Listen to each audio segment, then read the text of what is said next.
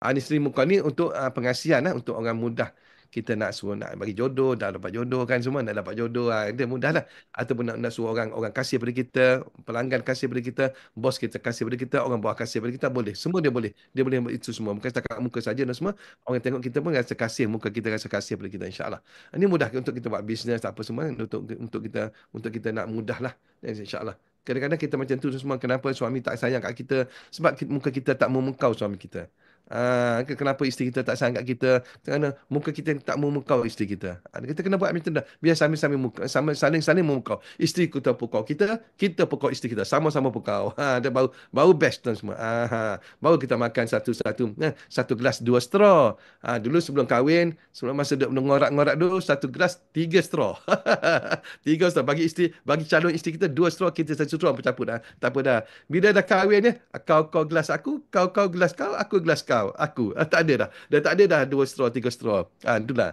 Dulu masa-masa sebelum kahwin tu, isteri anda perempuan duduk bersandar kat bahu bakal suami kita. Bila dah kahwin, suami sebelah kanan, isteri sebelah kiri. Itulah. Masa sebelum kahwin dulu, isteri anak bakal isteri kita jatuh, kita sambut je. Alah, alah, apalah batu ni letak kat sini pula. Apa marah kat batu. Bila isteri dah kita dah kahwin, isteri tersebab batu, buta ke awak? Itu kita buta ke awak? Tak dapat ke batu. Batu besar macam tu boleh sepak. Itulah. Itu berlaku lah. Berlaku tadi. Jadi, ini kita kena sering memukau. Ada dah. Dulu sebelum kahwin pakai minyak wangi. Bila dah kahwin, bila tua macam ustaz ni, tak ada minyak wangi dah. Dah. Minyak panas tu. Minyak angin lah lagi. Sakit perut sana, sakit perut sini. Itulah kita dah tua. Macam tu lah tuan semua. Kalau boleh kita nak biar kita kekal sampai akhir hayat dah. Sampai lah. Walaupun kan, kita cinta pada isteri kita, aku cinta pada kau. Walaupun satu urat pun tak ada warna hitam, semua dah putih dah. Tak apa dah.